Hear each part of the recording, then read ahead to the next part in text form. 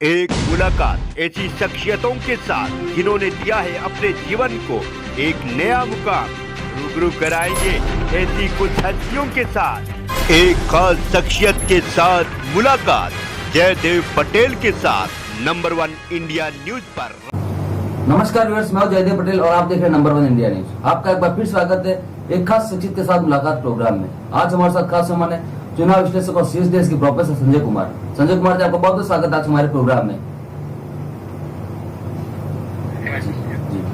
संजय कुमार जी, आपसे हमारा पहला सवाल है और मैं शुरुआत आम आदमी पार्टी से करता हूं कि आम आदमी पार्टी 1.5 राज्य की पार्टी है, छोटा स्टेट है दिल्ली, और उन्होंने शानदार जीत हासिल की हाल ही में पंजाब में, लेकिन उनके बाद उपचुनाव भी हार गए लोकसभा, और उस लोकसभा का जहाँ से वहां के मौजूदा मुख्यमंत्री सांसद थे। तो ये जो अरविंद केजरीवाल जितनी सुर्खियां बटोर रहे हैं, राजनीतिक ग्रसू के प्रोपोर्शनेट है, या दरअसल बीजेपी की एक चुनावी रणनीति भी हो सकती है कि अरविंद केजरीवाल को ऐसा पैक किया जाए कि लड़ाई अरविंद केजरीवाल करे, कांग्रेस तो गुजरात से है ही नहीं, और वो शहरी इलाकों के बजाय और ग्रामीण कस्बों में जा रहे हैं जहाँ पर कांग्रेस मजबूत है। तो ये जो नैरेटिव सेट हो रहा है अरविंद केजरीवाल को लेकर, ये दरअसल क्या बीजेपी को सूट करता है और ये विपक्षी खेमे में कंफ्यूजन डालने के लिए भी हो सकता है?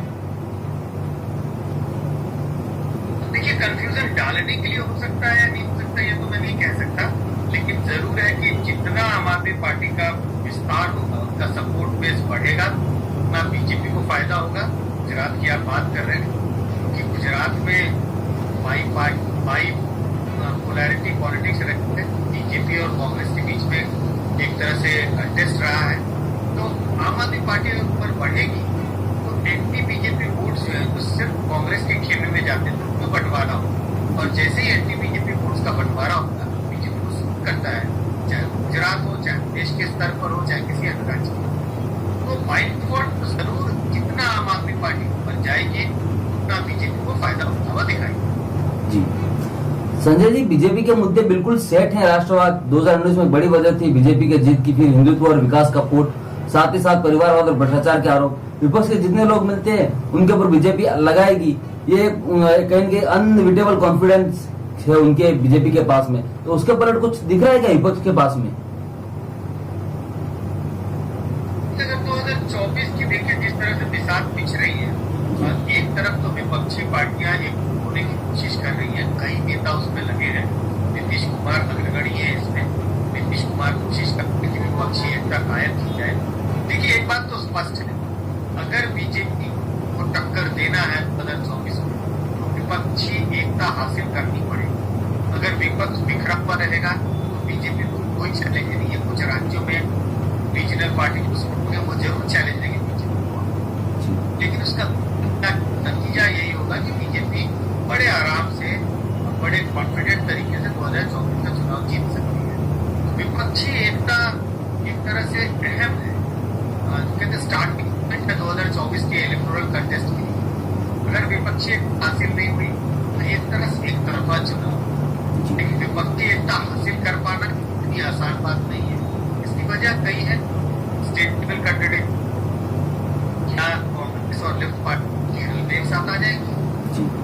इसी तरह से कई राज्यों का जिक्र कर सकते हैं। आंध्रा में क्या वाईएसआर कांग्रेस और क्या चंद्रबाबू नायडू की पार्टी की हो जाएगी। ऐसे कई राज्यों में इंटरनल कंट्रडिक्शन है, जिस वजह से जिस तरह से की विपक्षी एकता की जरूरत है बीजेपी को रोकने के लिए, तो हासिल कर पाना आसान है। और दूसरी बात, विपक्षी पार्टियां जो है उसके नेता की महत्वाकांक्षाएं सब अपने प्राइम मिनिस्टर बनना चाहते हैं, सब अपनी दावेदारी कर लिए वो कहे ना, लेकिन दावेदारी नहीं।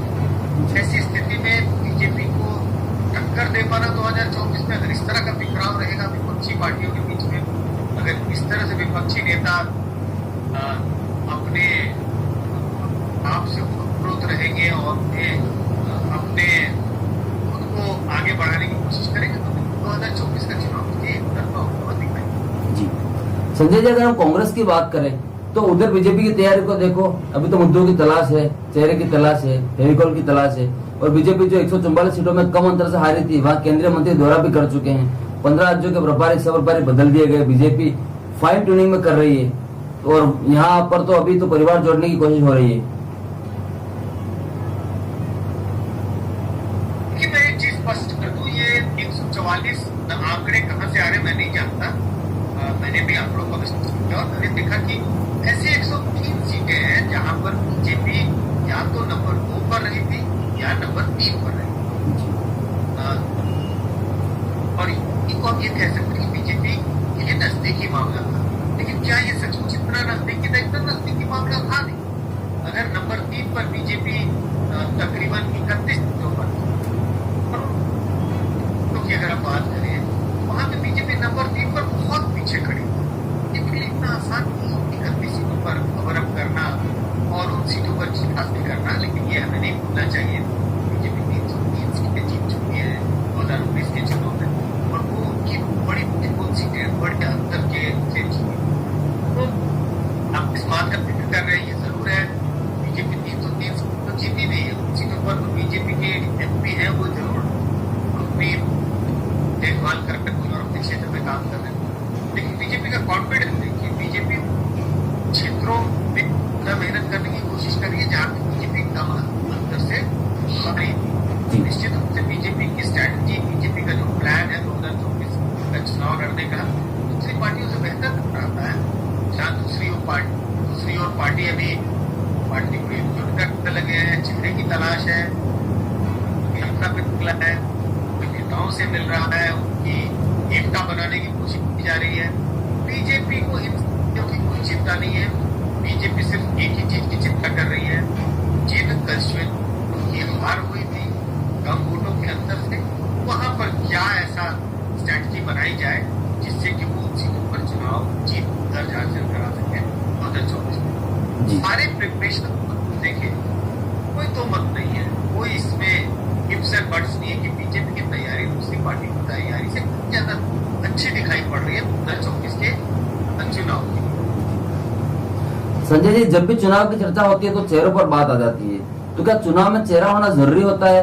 हमने बहुत से चुनाव देखे हैं, 2004 की बात कर ले तो इंडिया शाइन कर रहा था, अटल बिहारी वाजपेयी से बड़ा कोई चेहरा नहीं था, पर वो नहीं जीत पाए। तो क्या चेहरा एक कड़वी हकीकत हो चुका है या बिना चेहरे के भी चुनाव लड़ा जा सकता है? मुद्दे इम्पोर्टेंट हो सकते हैं, चुनाव रणनीति ज्यादा मायने करने की जरूरत है। आपने 2004 का जिक्र किया, लेकिन हमें 2004 से आगे बढ़ने की जरूरत है।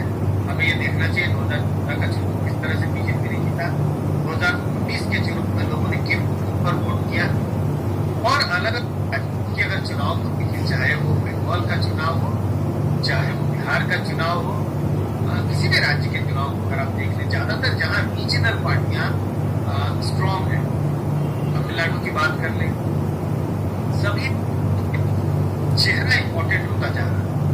ऐसा पार्लियामेंट्री डेमोक्रेसी के लिए अच्छा नहीं, क्योंकि पार्लियामेंट्री डेमोक्रेसी में लोगों को अपने इलाके में जो उनके कैंडिडेट के मेरिट्स को देखना चाहिए, पढ़ना चाहिए और तब अपने वोट देने का निर्णय लेना चाहिए।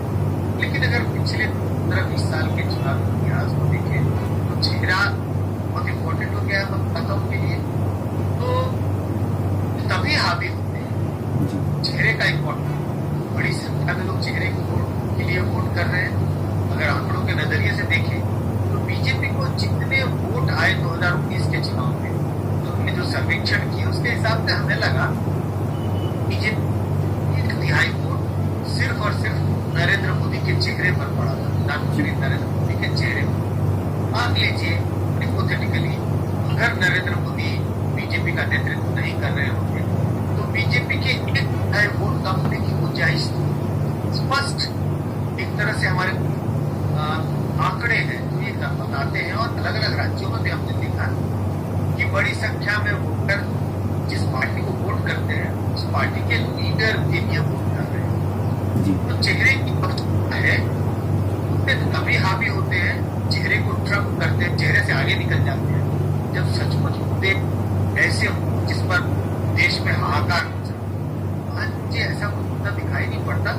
अभी चुनाव में कम से कम 2 साल का वक्त बाकी है, हो सकता है उस समय ऐसे मुद्दे आए जो मुद्दे चुनावी चेहरों पर हावी होते हैं, लेकिन आज मुद्दे ऐसा दिखाई। संजय जी, आपसे हमारा क्लोजिंग क्वेश्चन है कि क्या चुनाव का केंद्रीकरण भी हो गया है? क्योंकि कांग्रेस पार्टी 2018 में राजस्थान, मध्य प्रदेश, छत्तीसगढ़ में सरकार बना लेती है, जब लोकसभा का चुनाव आते हैं तो 25 की 25 सीटें बीजेपी जीत जाती है। राजस्थान में 29 में से 28 सीटें जीत जाती है। मध्य प्रदेश में 11 में से 10 सीटें जीत जाती है। छत्तीसगढ़ में अरविंद केजरीवाल हार जाते हैं। वही तो दिल्ली में अरविंद केजरीवाल की बात करें तो थम्पिंग मेजोरिटी की जो चुनाव के बाद लोग विधानसभा में 62 सीटें देते हैं, लोकसभा की बात करें तो 7 की 7 सीटें बीजेपी जीत जाती है। तो क्या है, केंद्रीकरण करना पड़ेगा, क्योंकि सब तरफ अगर ताल ठोक रहे हैं तो पहले सभी विपक्षी पार्टियों को अपने अपने इलाके में अपने आप को मजबूत करना होगा क्या? केंद्रीकरण नहीं, मैं ये कह रहा हूँ कि जिन चीजों का आपने जिक्र किया बिल्कुल हकीकत यही है। अगर आप पिछले 2-3 साल के चुनाव को देखें, लगातार कई राज्यों में ऐसा देखने को मिला। दिल्ली है, छत्तीसगढ़ है, मध्य प्रदेश है, राजस्थान ऐसे राज्य हैं जहाँ पर जब लोकसभा के चुनाव हुए तो लोगों ने बीजेपी के लिए बढ़ चढ़कर वोट किया।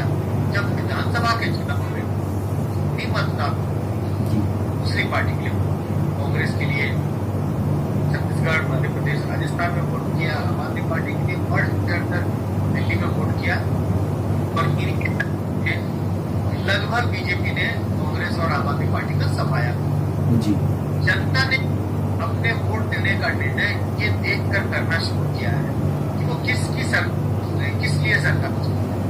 और उन्होंने तय किया अगर उनके राजनीतिक सरकार के लिए एक खास कोई पार्टी ज्यादा बेहतर उन्हें दिखती है तो उन्होंने उस पार्टी को किया। जैसा हमने दिल्ली में होता हुआ दिखाई पड़ा, छत्तीसगढ़ में होता हुआ दिखाई पड़ा, राजस्थान में और इसको ऐसे पीछे और भी। लेकिन जब सरकार की बात आती है, जब लोकसभा का चुनाव तब उन्हें लगता है हम देश की सरकार चुने, उस समय उनका पॉलिटिकल प्रेफरेंस बदल जाता है। ये उदाहरण स्पष्ट संकेत इसकी। और ऐसे में वो बीजेपी जो सबसे अच्छी पार्टी लगती है देश में सरकार बनाने की, उसके लिए उन्होंने वोट किया, जिसकी चर्चा है प्रधानमंत्री मोदी के चेहरे पर बड़ी संख्या में लोगों ने वोट किया। तो चेहरा फिर इम्पोर्टेंट लोग कौन है और विधानसभा के लिए चेहरा, क्योंकि प्रधानमंत्री मोदी का चेहरा विधानसभा के लिए नहीं है। मतलब जानते हैं कि ये विधानसभा के चुनाव में अगर बीजेपी जीत भी गई तो नरेंद्र मोदी मंत्री नहीं बनने वाले।